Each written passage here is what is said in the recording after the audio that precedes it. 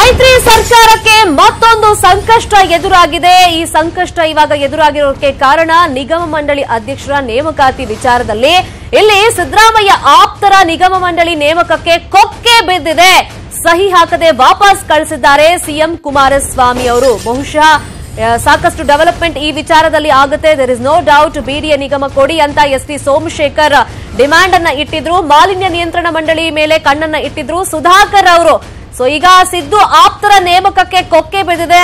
ಅವ್ರಿಗೆಲ್ಲ ಸಹಿ ಹಾಕದೆ, ಅಂಕಿತವನ್ನ ಹಾಕದೆ ಸಿಎಂ ವಾಪಸ್ ಕಳಿಸ್ಕೊಟ್ಟಿದ್ದಾರೆ ಆ ಲಿಸ್ಟ್ ಅನ್ನ. ಹಾಗಾಗಿ ಸಹಜವಾಗಿ ಇದು ಮುಂದಿನ ದಿನಗಳಲ್ಲಿ ಯಾವ ಸ್ವರೂಪ ಪಡ್ಕೊಳ್ಳುತ್ತೆ ಅನ್ನೋದನ್ನ ನೋಡಬೇಕು. ಬಿಡಿಎ ನಿಗಮ ಕೊಡಿ ಅಂತ ಎಸ್.ಟಿ. ಸೋಮಶೇಖರ್ ಕೇಳಿದ್ರು. ಮಾಲಿನ್ಯ ನಿಯಂತ್ರಣದ ಮೇಲೆ ಕಣ್ಣನ್ನ ಸುಧಾಕರ್ ಇಟ್ಟಿದ್ರು. ಎನ್.ಎ. ಹ್ಯಾರಿಸ್ ಕೂಡ ಬಿಎಂಆರ್ಟಿಸಿ ನಿಗಮ ಬೇಕು ಅಂತ ಸಾಕಷ್ಟು ಲಾಭಿಯನ್ನ ಮಾಡಿದ್ರು. ಒಟ್ಟು 5 ಪ್ರಬಲ ಆಕಾಂಕ್ಷಿಗಳಿಗೆ ಕೋಕನ್ನ ಕೊಟ್ಟಿದ್ದಾರೆ ಸಿಎಂ ಕುಮಾರಸ್ವಾಮಿ ಅವರು. ಇಲ್ಲಿ ಅದು ಕೂಡ ಸಿದ್ದು ಆಪ್ತರನ್ನೇ ಇಲ್ಲಿ ಟಾರ್ಗೆಟ್ ಮಾಡಿದ್ದಾರೆ ಅಂತ ಕೂಡ ಹೇಳಲಾಗ್ತಾ ಇದೆ. ನಿನ್ನೆ ಕೂಡ ಈ 5 ಜನ ಹೋಗಿ ಸಿದ್ದರಾಮಯ್ಯ ಅವರನ್ನ ಮೀಟ್ ಮಾಡಿ ಡೆಡ್ ಲೈನ್ ಅನ್ನ ಕೊಟ್ಟು ಬಂದಿದ್ರು. ನಿಯೋಗದಲ್ಲಿ ಇವರು ಕೂಡ ಹೋಗಿದ್ರು, ಶಾಸಕರ ನಿಯೋಗದಲ್ಲಿ. ಬಟ್ ಅವರಿಗೆ ಅಂಕಿತವನ್ನ ಈಗ ಹಾಕದೇ ಇರೋದು ಸಾಕಷ್ಟು ಚರ್ಚೆಗೆ ಕಾರಣವಾಗಿದೆ. ಅದ್ರ ಜೊತೆಗೆ ಮೈತ್ರಿಗೂ ಕೂಡ ಇದು ಮತ್ತಷ್ಟು ಸಂಕಷ್ಟವನ್ನ ತರುತ್ತೆ ಅಂತಾನೆ ವಿಶ್ಲೇಷಣೆ ಮಾಡಲಾಗ್ತಾ ಇದೆ. ಸಿದ್ದರಾಮಯ್ಯ ಆಪ್ತರ ನೇಮಕಕ್ಕೆ ಈಗ ಕೊಕ್ಕೆ ಬಿದ್ದಿದೆ. ಇನ್ನು ಯಾರಿಗೆಲ್ಲ ನಿಗಮ ಮಂಡಳಿಯಲ್ಲಿ ಸ್ಥಾನ ಸಿಕ್ಕಿಲ್ಲ, ವಾಪಸ್ ಕಳಿಸಿದ್ದಾರೆ ಸಿಎಂ ಕುಮಾರಸ್ವಾಮಿ ಅವರು ಅಂದ್ರೆ ಎಸ್.ಟಿ. ಸೋಮಶೇಖರ್ ಹಾಗೇನೆ ಡಾಕ್ಟರ್ ಸುಧಾಕರ್ ಅವರ ಹೆಸರಿಗೂ ಕೂಡ ಅಂಕಿತ ಬಿದ್ದಿಲ್ಲ. ಇವರು ಪ್ರಬಲ ಆಕಾಂಕ್ಷಿಗಳಾಗಿದ್ರು. ಅದ್ರ ಜೊತೆಗೆ ಎನ್.ಎ. ಹ್ಯಾರಿಸ್ ಶಾಂತಿನಗರದ ಎಂಎಲ್ಎ, ಜೊತೆಗೆ ದೊಡ್ಡಬಳ್ಳಾಪುರದ ಎಂಎಲ್ಎ ವೆಂಕಟರಮಣಯ್ಯ ಕೂಡ ನಿನ್ನೆ ಇವರು ಕೂಡ ಹೋಗಿದ್ರು. ವೆಂಕಟರಮಣಯ್ಯ ಅವರು. ಇನ್ನು ಎಸ್.ಎನ್. ಸುಬ್ಬಾರೆಡ್ಡಿ ಅವರು ಬಾಗೇಪಲ್ಲಿ ಎಂಎಲ್ಎ, ದೊಡ್ಡಬಳ್ಳಾಪುರ ಶಾಸಕ ವೆಂಕಟರಮಣಯ್ಯ ನಿನ್ನೆ ಹೋಗಿ ಲಾಭಿಯನ್ನ ಮಾಡಿ ಬಂದಿದ್ರು. ಶಾಸಕರ ನಿಯೋಗವನ್ನ ಕರ್ಕೊಂಡು ಹೋಗಿದ್ರು. ಅದರಲ್ಲಿ ಇವರು ಕೂಡ ಇದ್ರು. ಮಂಗಳದ ವಾರದ ಒಳಗೆ ಇದೆಲ್ಲ ಆಗ್ಬೇಕು ಅಂತ ಡೆಡ್ ಲೈನ್ ಅನ್ನ ಕೊಟ್ಟಿದ್ರು. ಬಟ್ ಇವಾಗ ಅಂಕಿತ ಏನೋ ಬಿದ್ದಿದೆ. ಸಿಎಂ ಕುಮಾರಸ್ವಾಮಿ ಅವರು ಅಂಕಿತವನ್ನ ಹಾಕಿದ್ದಾರೆ. ಬಟ್ ಇವ್ರಗಳ ಹೆಸರನ್ನೇ, ಪ್ರಬಲ ಆಕಾಂಕ್ಷಿಗಳ ಹೆಸರನ್ನೇ ಈಗ ಬಿಟ್ಟಿರೋದ್ರಿಂದ ಅದು ಕೂಡ ಸಿದ್ದು ಆಪ್ತ ವಲಯದಲ್ಲಿ ಈ ಶಾಸಕರೆಲ್ಲ ಗುರುತಿಸಿಕೊಂಡಿದ್ದಾರೆ. ಸೊ ಹಾಗಾಗಿ ಈಗ ಯಾವ ರೀತಿ ಇದು ಮೈತ್ರಿ ಸರ್ಕಾರಕ್ಕೆ ಸಂಕಷ್ಟವನ್ನ ತಂದೊಡ್ಡುತ್ತೆ ಅನ್ನೋದನ್ನ ನೋಡ್ಬೇಕು. ಅದ್ರ ಜೊತೆಗೆ ಇಲ್ಲಿ ಸಿದ್ದರಾಮಯ್ಯ ಆಪ್ತರ ನೇಮಕಕ್ಕೆ ಹಾಗಾದ್ರೆ ಕೊಕ್ಕೆ ಹಾಕಿದ್ದಾದ್ರೂ ಯಾರು ಹಾಗಾದ್ರೆ ಕುಮಾರಸ್ವಾಮಿ ಅವರ ಕಿವಿ ಊದಿದ್ದಾರೆ. ಈ ಪ್ರಬಲ ಆಕಾಂಕ್ಷಿಗಳಿಗೆ ಸಹಿ ಹಾಕದೆ ನೇಮಕನ ತಡೆ ಹಿಡಿದಿದ್ದು ಹಾಗಾದ್ರೆ ಯಾಕೆ? ಆ ಲಿಸ್ಟ್ ಅನ್ನ ವಾಪಸ್ ಕಳಿಸ್ಕೊಟ್ಟಿರೋದು ಯಾಕೆ? ಯಾರು ಕೊಕ್ಕೆ ಹಾಕ್ಸಿದ್ರು ಹಾಗಾದ್ರೆ ಕುಮಾರಸ್ವಾಮಿ ಅವರ ಹತ್ರ? ಸೊ ಈ ಬಗ್ಗೆ ಸದ್ಯಕ್ಕೆ ಚರ್ಚೆ ನಡೀತಾ ಇದೆ. ಆದ್ರೆ ಈ 5 ಜನ ಶಾಸಕರು ರೆಬೆಲ್ ಆಗೋದಂತೂ ಖಂಡಿತ. ಆಲ್ರೆಡಿ ಟೈಮ್ ಲಿಮಿಟ್ ಅನ್ನ ಕೊಟ್ಟಿದ್ರು, ಗಡುವನ್ನ ಕೊಟ್ಟಿದ್ರು. ಇದೀಗ ಎಲ್ಲರ ಹೆಸರು ಅಂದ್ರೆ 14 ಶಾಸಕರ ಹೆಸರು ಅಪ್ರೂವಲ್ ಆಗಿದೆ. ಆದ್ರೆ 5 ಜನ ಶಾಸಕರ ಹೆಸರು ರಿಜೆಕ್ಟ್ ಆಗಿದೆ. ಹಾಗಾಗಿ ಇವರೆಲ್ಲ ಕೂಡ ಇದೀಗ ರೆಬಲ್ ಆಗುವಂತ ಚಾನ್ಸಸ್ ಜಾಸ್ತಿ ಇದೆ.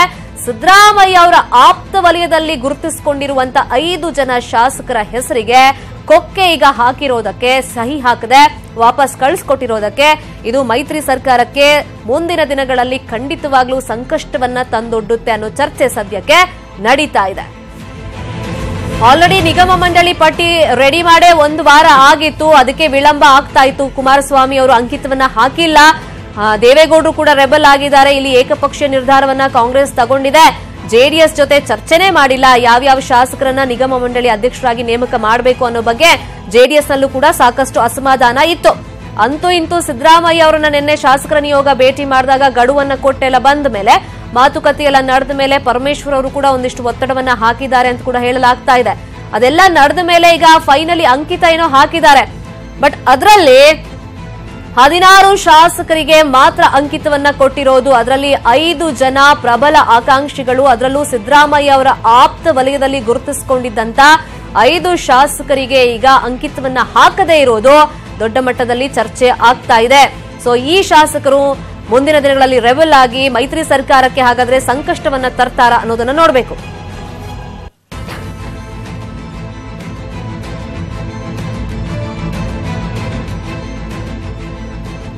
ಈ ಬಗ್ಗೆ ಮತ್ತಷ್ಟು ಇನ್ಫಾರ್ಮೇಶನ್ ಕೊಡ್ತಾರೆ. ಫೋನ್ ಸಂಪರ್ಕದಲ್ಲಿ ಜಾಯ್ನ್ ಆಗಿರುವಂತ ನಮ್ಮ ರಿಪೋರ್ಟರ್ ಶ್ರೀನಿವಾಸ್ ಹಲ್ಕಟ್ಟಿ. ಈಗ ಸಿದ್ದರಾಮಯ್ಯ ಆಪ್ತ ವಲಯದಲ್ಲಿ ಇದ್ದಂತ 5 ಶಾಸಕರಿಗೆ ಈಗ ಸೈನ್ ಅನ್ನ ಹಾಕಿಲ್ಲ ಸಿಎಂ ಕುಮಾರಸ್ವಾಮಿ ಅವರು. ಸೊ ಯಾರ ಪ್ರಭಾವ ಇಲ್ಲಿ ಬೀರಿರಬಹುದು, ಜೊತೆಗೆ ಇದು ಮುಂದಿನ ದಿನಗಳಲ್ಲಿ ಯಾವ ರೀತಿ ಮೈತ್ರಿ ಸರ್ಕಾರಕ್ಕೆ ಸಂಕಷ್ಟವನ್ನ ತಂದೊಡ್ಡಬಹುದು?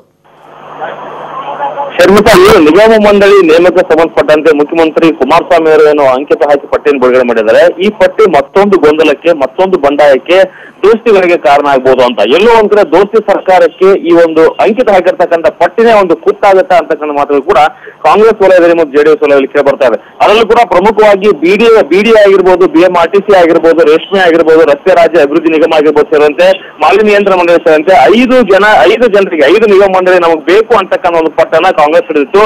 ಅಷ್ಟೇ ಅಲ್ಲ, ಇದನ್ನ ಪ್ರಕಟ ಮಾಡಿರ್ತಕ್ಕಂಥ ಮತ್ತು ಇದಕ್ಕೆ AICC ಆದೇಶ ಆದ್ರೆ AICC ಒಪ್ಪಿಗೆ ಕೊಟ್ಟಿರ್ತಕ್ಕಂಥ ಒಂದು ಪಟ್ಟಿಯನ್ನು ಕೂಡ ಕುಮಾರಸ್ವಾಮಿ ಅವರ ಅಂಕಿತಕ್ಕೆ ಕಳಿಸಲಾಗಿತ್ತು. ಅಂದ್ರೆ ಕುಮಾರಸ್ವಾಮಿ ಅಂಕಿತ ಹಾಕೋದ್ರ ಮೂಲಕ ಈ 5 ನಿಗಮ ಮಂಡಳಿಗಳನ್ನ ಕೈ ಬಿಡೋದ್ರ ಮೂಲಕ ಎಲ್ಲೋ ಒಂದ್ ಕಡೆ ಕಾಂಗ್ರೆಸ್ ಹೈಕಮಾಂಡ್ ಆದೇಶವನ್ನ ಧಿಕ್ಕರಿಸಿದ್ದಾರೆ ಅಂತಕ್ಕಂಥ ಮಾತುಗಳು ಕೂಡ ಕೇಳಿ ಬರ್ತಾ ಇದೆ. ಅಂದ್ರೆ ಎಲ್ಲೋ ಒಂದ್ ಕಡೆ ನಮಗೆ ಬೆಲೆ ಕೊಡದೆ ಹೋದ್ರೂ ಪರವಾಗಿಲ್ಲ, ಕಾಂಗ್ರೆಸ್ ಹೈಕಮಾಂಡ್ಗೂ JDS ನವರು ಬೆಲೆ ಕೊಡಲಿಲ್ಲ ಅಂತಕ್ಕಂಥ ಒಂದು ಅಸಮಾಧಾನ ಕಾಂಗ್ರೆಸ್ ಮುಖಂಡರಲ್ಲಿ ಇದೆ. ಹೀಗಾಗಿನೇ ಕೂಡ ನಾಳೆಯೂ ಕೂಡ ಒಂದು ಚರ್ಚೆ ಮಾಡ್ತಾರೆ, ನಾಳೆಯೂ ಕೂಡ ಒಂದು ಮೀಟಿಂಗ್ ಮಾಡ್ತಾರೆ. ಮೀಟಿಂಗ್ ಮಾಡಿ ಒಂದು ಅಂತಿಮವಾಗಿ ಈ ಒಂದು ನಿಗಮ ಮಂಡಳಿಗಳನ್ನ ಪಡೆಯಲೇಬೇಕು ಅಂತಕ್ಕಂಥ ಒಂದು ಹಠಕ್ಕೆ ಕಾಂಗ್ರೆಸ್ ಬಿದ್ದಿದೆ. ಅದರಲ್ಲೂ ಕೂಡ ಪ್ರಮುಖವಾಗಿ ಯಾಕೆ BDA ತಪ್ಪು, ಯಾಕೆ BMRTC ತಪ್ಪು, ಯಾಕೆ ರೇಷ್ಮೆ ನಿಗಮ ತಪ್ಪು, ಯಾಕೆ ರಸ್ತೆ ಅಭಿವೃದ್ಧಿ ನಿಗಮ ತಪ್ಪು ಅಂತಕ್ಕಂಥ ಪ್ರಶ್ನೆಯನ್ನ ಇದೀಗ ಕಾಂಗ್ರೆಸ್ ನಾಯಕರು ಹಾಕ್ತಾ ಇದ್ದಾರೆ. ಅದರಲ್ಲೂ ಕೂಡ ಪ್ರಮುಖವಾಗಿ ತಪ್ಪಲಿಕ್ಕೂ ಕೂಡ ಒಂದು ಪ್ರಮುಖವಾಗಿರ್ತಕ್ಕಂಥ ಕಾರಣ ಇರಬಹುದು ಅಂತಕ್ಕಂಥ ಮಾತು. ಅಂದ್ರೆ JDS ಸಚಿವರ ಖಾತೆಗಳು, JDS ಖಾತೆಗಳು ಬರ್ತಕ್ಕಂಥ ನಿಗಮಗಳು JDS ಶಾಸಕರಿಗೆ ಸಿಗಬೇಕು ಅಂತಕ್ಕಂಥದ್ದು JDS ಒಂದು ತಂತ್ರ ಮತ್ತು JDS ಅಭಿಪ್ರಾಯ ಕೂಡ ಆಗಿತ್ತು. ಅಂದ್ರೆ ಎಲ್ಲೋ ಒಂದ್ ಕಡೆ ನಮ್ಮ ಒಪ್ಪಿಗೆಯನ್ನ ಪಡೆಯದೇನೆ ಕಾಂಗ್ರೆಸ್ ಈ ತೀರ್ಮಾನವನ್ನು ತೆಗೆದುಕೊಂಡಿದೆ ಅಂತಕ್ಕಂಥ ಅಸಮಾಧಾನ JDS ಮುಖಂಡರಲ್ಲಿತ್ತು. ಹೀಗಾಗಿನೇ ಕೂಡ ಕಾಂಗ್ರೆಸ್ಗೆ ಒಂದು ಪಾಠವನ್ನು ಕಳಿಸಲೇಬೇಕು ಅಂತಕ್ಕಂಥ ಒಂದು ಅಭಿಪ್ರಾಯಕ್ಕೆ ಬಂದಿರತಕ್ಕಂಥ ಮುಖ್ಯಮಂತ್ರಿ ಕುಮಾರಸ್ವಾಮಿ ಅವರು ಈ ತೀರ್ಮಾನವನ್ನು ಕೈಗೊಂಡ್ರ ಅಂತಕ್ಕಂಥ ಒಂದು ಮಾತುಗಳು ಕೂಡ ಕಾಂಗ್ರೆಸ್ ವಲಯದಲ್ಲಿ ಮತ್ತು ದೋಸ್ತಿ ವಲಯಗಳಲ್ಲಿ ಕೇಳಿ ಬರ್ತಾರೆ. ಪ್ರಮುಖವಾಗಿ ರಸ್ತೆ ಅಭಿವೃದ್ಧಿ ನಿಗಮ ಇದು ಸೂಪರ್ CM ಆಗಿರ್ತಕ್ಕಂಥ HD ರೇವಣ್ಣ ಅವರ ಇಲಾಖೆ ಸಂಬಂಧಪಟ್ಟಿರ್ತಕ್ಕಂಥ ನಿಗಮ. ಮತ್ತ ಜೊತೆಗೆ ರೇಷ್ಮೆ ಅಭಿವೃದ್ಧಿ ನಿಗಮ ಏನಿದೆ ಇದು ಸಾರಾ ಮಹೇಶ್ ಅವರ ಒಂದು ಇಲಾಖೆಗೆ ಸೇರಿರ್ತಕ್ಕಂಥ ಒಂದು ನಿಗಮ. ಹೀಗಾಗಿ ಇದು ಮತ್ತೊಂದು ಅಸಮಾಧಾನಕ್ಕೆ, ಮತ್ತೊಂದು ಬಂಡಾಯಕ್ಕೆ ಕುಮಾರಸ್ವಾಮಿ ಅವರ ನಿರ್ಧಾರ ಕಾರಣ ಆಗುತ್ತೆ. Sharmita, okay, thank you Srinivas Alkatti ತಮ್ಮ ಇನ್ಫಾರ್ಮೇಶನ್ಗೆ. ಇನ್ನು ನಿಗಮ ಸ್ಥಾನ ಸಿಗದೇ ಇರೋದಕ್ಕೆ ಕಾಂಗ್ರೆಸ್ MLC ಗೋಪಾಲ್ ಸ್ವಾಮಿ ಬೇಸರಗೊಂಡಿದ್ದಾರೆ. ನಮ್ಮ ನಾಯಕರು ಸಿದ್ದರಾಮಯ್ಯ, ಪಕ್ಷದ ಅಧ್ಯಕ್ಷರು ದಿನೇಶ್ ಗುಂಡೂರಾವ್, DCM ಪರಮೇಶ್ವರ್ ಇವರ ಬಳಿ ನಾನು ಮಾತಾಡ್ತೀನಿ ಅಂತ ಹೇಳಿದ್ದಾರೆ. ನ್ಯೂಸ್ 18 ಕನ್ನಡಕ್ಕೆ ಎಕ್ಸ್ಕ್ಲೂಸಿವ್ ಆಗಿ ರಿಯಾಕ್ಟ್ ಮಾಡಿದ್ದಾರೆ.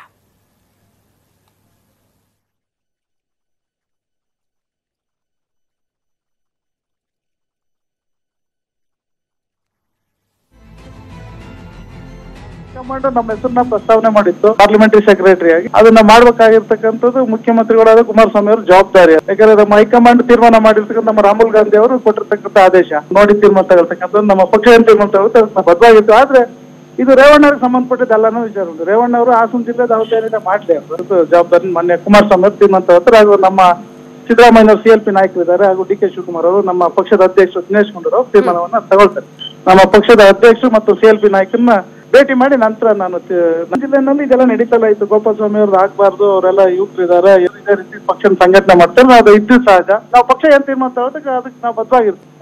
ಅದು ಪ್ರಚಾರದಲ್ಲಿ ಇತ್ತು. ಈಗ ಆಲ್ರೆಡಿ ಹಾಸನ ಜಿಲ್ಲೆನ ರಾಜ್ಯದಲ್ಲಿ ಅವಕಾಶ ಇಲ್ಲ ಅಂತ, ಬಟ್ ನಮ್ಗೆ ಅದ್ರ ಬಗ್ಗೆ ಇರಲಿ, ನಮ್ಮ ಪಕ್ಷದ ನಮ್ಮ ತೀರ್ಮಾನ ಅಂತ ನಾನು ಇದೆಲ್ಲ ಕೂತ್ಕೊಂಡು ಏನ್ ತೀರ್ಮಾನ ತಗೊಳ್ತಾ ಅದು ಹಾಸನ ಜಿಲ್ಲೆ ಜನ ಹಂಗೆ ಹೇಳ್ತಾರೆ. ಕಾರ್ಯಕರ್ತರು ಅದು ಸುಲಭ ಅಲ್ಲ, ನಮ್ಮ ಇದು ಪ್ರಶ್ನೆ ಅಲ್ಲ. ಇದು ಕಾರ್ಯಕರ್ತರು ಬಂದು ಮಾನ್ಯ ಸಿದ್ದರಾಮಯ್ಯನವರ, DK ಶಿವಕುಮಾರ್ ಅವ್ರನ್ನ ಮತ್ತು ಪರಮೇಶ್ವರ್ನ ಭೇಟಿ ಮಾಡಿ ನಮ್ಮ ಜಿಲ್ಲೆಗೆ ಅವಕಾಶ ಕೊಡಬೇಕು ಅಂತ ಪ್ರಸ್ತಾವ ಮಾಡಿದ್ರು. ಗೋಪಾಲ್ ಸ್ವಾಮಿ ಪ್ರಶ್ನೆ ಅಲ್ಲ, ಇದು ಕಾಂಗ್ರೆಸ್ ಪಕ್ಷದ ಅಸ್ತಿತ್ವದ ಪ್ರಶ್ನೆ. ಹಾಗಾಗಿ ಇದು ಬದಲಾವಣೆ ಆಗಕ್ಕೆ ಚಾನ್ಸೇ ಇಲ್ಲ. ಅದನ್ನು ಕೂಡ ಮಾಡ್ತಕ್ಕಂಥ ಕೆಲಸವನ್ನು ನಮ್ಮ ಪಕ್ಷ ಮಾಡೇ ಮಾಡ್ತದೆ ಅಂತ ನಾನು ಹೇಳಿಕೆ. ಏನಾಗ್ತದೆ ನಮಗೆ ಅದು ಈಗ ಒಂದು ವಿಚಾರ ಬಂದಾಗ ಎರಡು ತರನು ವಿಮರ್ಶೆ ಮತ್ತು ಪರಮ ವಿಮರ್ಶೆ ನಡೀತೆ. ಆ ರೀತಿ ಚರ್ಚೆಗಳು ಇದ್ದಿದ್ದೇ ಸಹಜ. ಸೊ ಇದನ್ನ ನಮ್ಮ ಪಕ್ಷ ತೀರ್ಮಾನ ತಗೊಳ್ತದೆ. ಹಾಸನ ಜಿಲ್ಲಾ ಕಾರ್ಯಕರ್ತರು ಅಂತೂ ಸುಮ್ಮಂತೂ ಇರೋದಿಲ್ಲ, ಅಷ್ಟಂತೂ ನಮ್ಮ ಪಕ್ಷದ ಜವಾಬ್ದಾರಿ. ಬಯಲಾಯ್ತು ಬಣ್ಣದ ಲೋಕದ ನಿಜ ಬಣ್ಣ. ಐಟಿ ದಾಳಿ ವೇಳೆ ಸಿಕ್ತು ಕಂತೆ ಕಂತೆ ನೋಟು, ಕೆಜಿಗಟ್ಲೆ ಚಿನ್ನ, ರಾಶಿ ರಾಶಿ ಪತ್ರಗಳು. ನಟ ನಿರ್ಮಾಪಕರ ಮನೆ ಮೇಲೆ ನಡೆದಂತ ಐಟಿ ದಾಳಿ ವೇಳೆ ದಾಖಲೆ ಇಲ್ಲದ 109 ಕೋಟಿ ಆಸ್ತಿ ಪತ್ತೆಯಾಗಿದೆ. ಇದ್ಯಾವುದಕ್ಕೂ ಲೆಕ್ಕವೇ ಇಲ್ಲದೆ ಇರೋದು ಐಟಿ ಅಧಿಕಾರಿಗಳನ್ನ ಬೆಚ್ಚಿ ಬೀಳಿಸಿದೆ. ಕಳಚಿ ಬಿತ್ತು ಬಣ್ಣದ ಲೋಕದ ಮುಖವಾಡ. ಕುಬೇರರ ಮನೆಯಲ್ಲಿ ಲೆಕ್ಕವಿಲ್ಲದ ದುಡ್ಡು.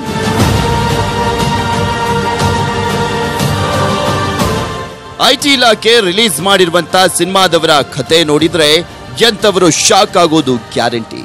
ಎಷ್ಟು ದಿನ ಸ್ಯಾಂಡಲ್ವುಡ್ ಒಂದು ಮುಖ ಮಾತ್ರ ನೋಡಿದ್ವಿ, ಆದ್ರೆ ಮತ್ತೊಂದು ಕರಾಳ ಮುಖವನ್ನ ಆದಾಯ ತೆರಿಗೆ ಇಲಾಖೆ ಕಳಚಿದೆ.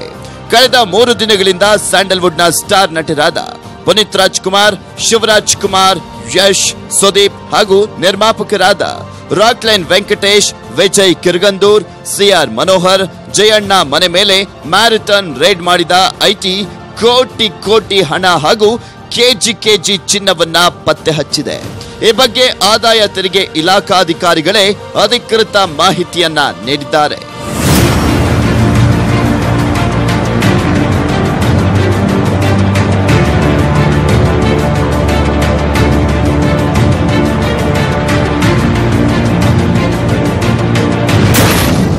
ಸಿಕ್ತು ಕೆಜಿಗಟ್ಲೆ ಚಿನ್ನ, ಕೋಟಿ ಕ್ಯಾಶ್.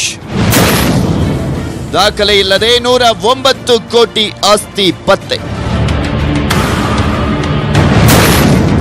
ಹೌದು, ಸ್ಯಾಂಡಲ್ವುಡ್ ನಟ ನಿರ್ಮಾಪಕರು ಸೇರಿದಂತೆ 21 ಕಡೆ 180 ಮಂದಿ ಐಟಿ ಅಧಿಕಾರಿಗಳಿಂದ ರೇಡ್ ಮಾಡಿದ್ರು.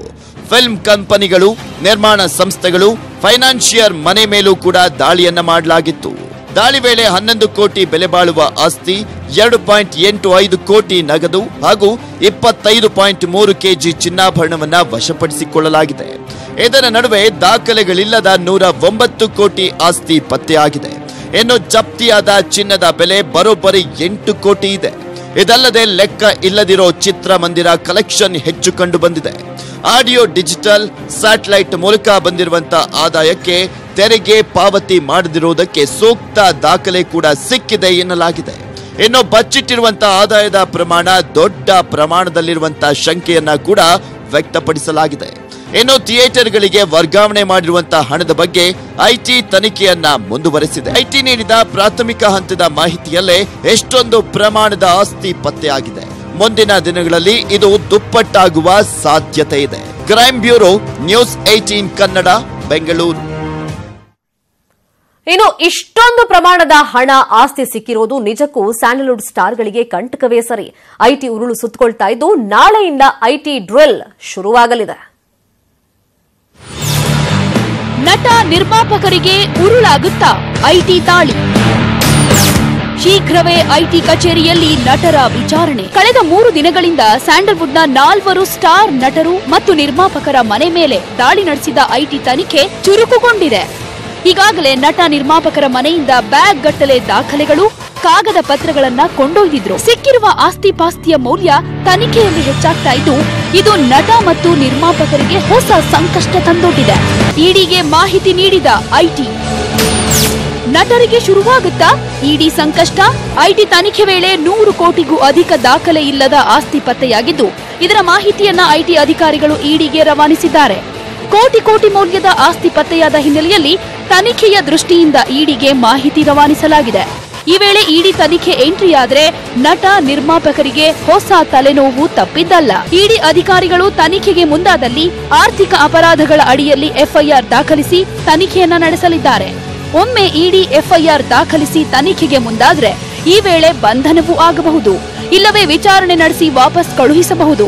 ಅದು ತನಿಖಾಧಿಕಾರಿಯ ವಿವೇಚನೆಗೆ ಸೇರಿದ್ದು. ಅವರು ಸಮುದ್ರ ತಾಯಿಯನ್ನೇ ನಂಬಿದ್ದವರು, ಮೀನುಗಾರಿಕೆಯನ್ನೇ ಬದುಕು ಅಂತ ಅಂದುಕೊಂಡಿದ್ದವರು. ಮೀನು ಹಿಡಿಯೋಕೆ ಹೋಗಿದ್ದವರು 23 ದಿನ ಕಳೆದ್ರು ಇವತ್ತಿನವರೆಗೂ ಪತ್ತೆಯಾಗಿಲ್ಲ. ಕಳೆದ ತಿಂಗಳು ಕೆಲಸಕ್ಕೆ ಅಂತ ಬೋಟ್ನಲ್ಲಿ ಹೊರಗಡೆ ಹೋದವರು ಇವತ್ತಿಗೂ ಮನೆಗೆ ವಾಪಸ್ಸಾಗಿಲ್ಲ. ಇದರಿಂದ ಕಂಗಾಲಾದ ಮೀನುಗಾರರು ಬೃಹತ್ ಹೋರಾಟ ನಡೆಸಿದ್ರು. ನಾಪತ್ತೆಯಾದವರ ಪತ್ತೆಗೆ ಸರ್ಕಾರಕ್ಕೆ ಚುರುಕು ಮುಟ್ಟಿಸಿದ್ರು.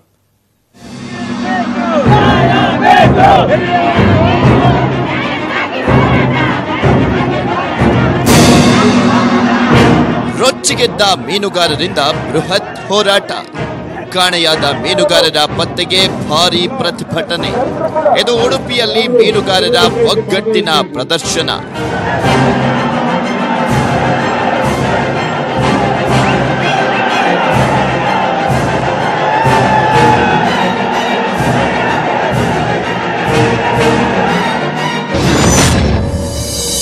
ಇಪ್ಪತ್ಮೂರು ದಿನವಾದ್ರೂ ಪತ್ತೆಯಾಗಿಲ್ಲ ಮೀನುಗಾರರು. 7 ಮೀನುಗಾರರ ಪತ್ತೆಗೆ ಆಗ್ರಹಿಸಿ ಭಾರೀ ಹೋರಾಟ.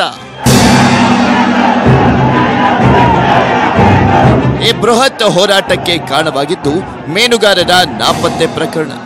ಕಳೆದ ಡಿಸೆಂಬರ್ 13ನೇ ತಾರೀಖಿನಂದು ಈ 7 ಮಂದಿ ಮೀನುಗಾರರು ಉಡುಪಿಯ ಮಲ್ಪೆ ಬಂದರಿನಿಂದ ಮೀನುಗಾರಿಕೆಗೆ ಹೊರಟಿದ್ರು. ಉಡುಪಿ ಜಿಲ್ಲೆ ಮಲ್ಪೆ ಮೂಲದ ಚಂದ್ರಶೇಖರ್ ಮತ್ತು ಹರಿಪ್ರಸಾದ್, ಉತ್ತರ ಕನ್ನಡ ಜಿಲ್ಲೆ ಕುಮಟಾ ಮೂಲದ ದಾಮೋದರ್, ಲಕ್ಷ್ಮಣ್, ಸತೀಶ್, ರಮೇಶ್, ರವಿ ಸೇರಿದಂತೆ ಒಟ್ಟು 7 ಮಂದಿ ಮೀನುಗಾರರು ಬೋಟ್ ಸಮೇತ ನಾಪತ್ತೆಯಾಗಿ 23 ದಿನ ಕಳೆದ್ರೂ ಪತ್ತೆ ಆಗಿಲ್ಲ. ಇದರಿಂದ ನೊಂದ ಮೀನುಗಾರರು ಸರ್ಕಾರದ ನಿರ್ಲಕ್ಷ್ಯಕ್ಕೆ ಸಿಡಿದೆದ್ರು.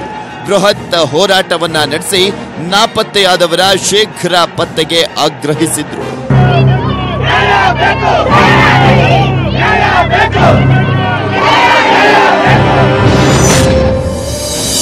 ಸರ್ಕಾರದ ವಿರುದ್ಧ ಸಿಡಿದಿದ್ದ ಭೂತಾಯಿ ಮಕ್ಕಳು.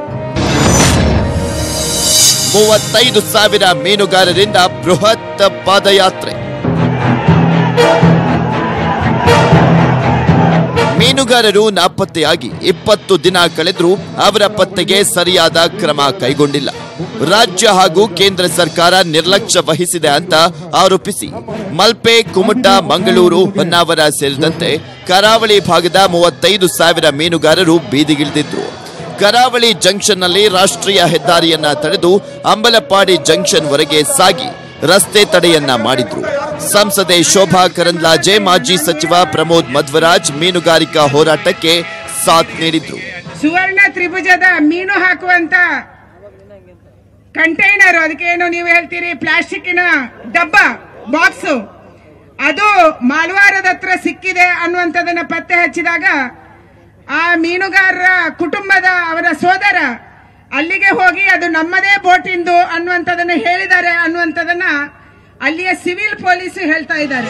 ಪ್ರತಿಭಟನಾ ಸ್ಥಳಕ್ಕೆ ಬಂದ ಉಡುಪಿ ಜಿಲ್ಲಾ ಉಸ್ತುವಾರಿ ಸಚಿವೆ ಜಯಮಾಲಾ ಪ್ರತಿಭಟನಾಕಾರರನ್ನ ಉದ್ದೇಶಿಸಿ ಮಾತನಾಡಿ ಪರಿಹಾರ ನೀಡ್ತೀವಿ ಎಂದಾಗ ಜನರು ಆಕ್ರೋಶವನ್ನ ವ್ಯಕ್ತಪಡಿಸಿದ್ರು.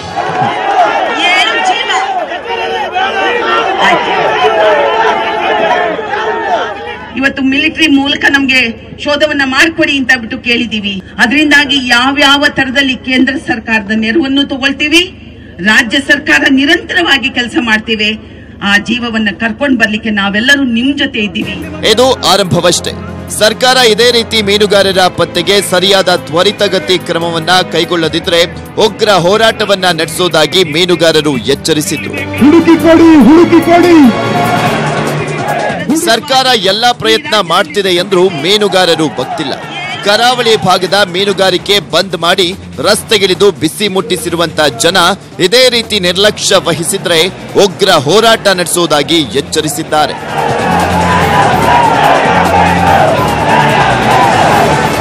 ಪರೀಕ್ಷಿತ್ ಶೇಟ್, ನ್ಯೂಸ್ 18 ಕನ್ನಡ, ಉಡುಪಿ. 3 ದಿನಗಳಿಂದ ನಡೀತಾ ಇದ್ದ 84ನೇ ಅಖಿಲ ಭಾರತ ಸಾಹಿತ್ಯ ಸಮ್ಮೇಳನಕ್ಕೆ ತೆರೆ ಬಿದ್ದಿದೆ. ವಿದ್ಯಾಕಾಶಿಯಲ್ಲಿ ನಡೀತಾ ಇದ್ದ ನುಡಿ ಹಬ್ಬದ ಕೊನೆಯ ದಿನ ಸಂಪ್ರದಾಯದಂತೆ 5 ನಿರ್ಣಯಗಳನ್ನು ಕೈಗೊಳ್ಳಲಾಗಿದೆ. 1,000 ಆಂಗ್ಲ ಮಾಧ್ಯಮ ಶಾಲೆ ತೆರೆಯುವ ನಿರ್ಣಯವನ್ನ ಸರ್ಕಾರ ಕೈಬಿಡಬೇಕು. ಪ್ರಾಥಮಿಕ ಶಿಕ್ಷಣವನ್ನ ರಾಷ್ಟ್ರೀಕರಣ ಮಾಡಬೇಕು. ನಾಡಗೀತೆ ಹಾಡು ಅವಧಿಯನ್ನ 2 ನಿಮಿಷ 30 ಸೆಕೆಂಡ್ಗಳಿಗೆ ನಿಗದಿಪಡಿಸಬೇಕು. ಕೇಂದ್ರ ಸರ್ಕಾರದ ಎಲ್ಲಾ ಸ್ಪರ್ಧಾತ್ಮಕ ಪರೀಕ್ಷೆಗಳನ್ನ ಕನ್ನಡದಲ್ಲಿ ಬರೆಯೋಕೆ ಅವಕಾಶವನ್ನ ಕಲ್ಪಿಸಬೇಕು ಹಾಗೂ ಸಮ್ಮೇಳನ ಯಶಸ್ವಿಗೊಳಿಸಿದ ಸರ್ವರಿಗೂ ಹೃತ್ಪೂರ್ವಕ ಅಭಿನಂದನೆ ಸಲ್ಲಿಸಿ 5 ನಿರ್ಣಯಗಳನ್ನು ಕೈಗೊಳ್ಳಲಾಯಿತು. ಆಯ್ದ ಕೆಲವರೊಂದಿಗೆ ಸಮ್ಮೇಳನಾಧ್ಯಕ್ಷರ ಸಂವಾದದಲ್ಲಿ ಚಂದ್ರಶೇಖರ್ ಕಂಬಾರಿಗೆ ಬುದ್ಧಿಜೀವಿಗಳ ಹತ್ಯೆ, ಸಮ್ಮೇಳನದಲ್ಲಿ ಮಹಿಳಾ ಕುಂಭಮೇಳದ ಬಗ್ಗೆ ಪ್ರಶ್ನಿಸಲಾಯಿತು. ಸಾಧಕರಿಗೆ ಸನ್ಮಾನ ಕಾರ್ಯಕ್ರಮದಲ್ಲಿ ಮಾತನಾಡಿದ ಬಿಎಸ್ವೈ ಇಂಗ್ಲಿಷ್ ಮಾಧ್ಯಮ ಶಾಲೆ ಆರಂಭ ಹಾಗೂ ಪ್ರತ್ಯೇಕ ರಾಜ್ಯ ಕೂಗಿನ ಬಗ್ಗೆ ಮಾತನಾಡಿದರು.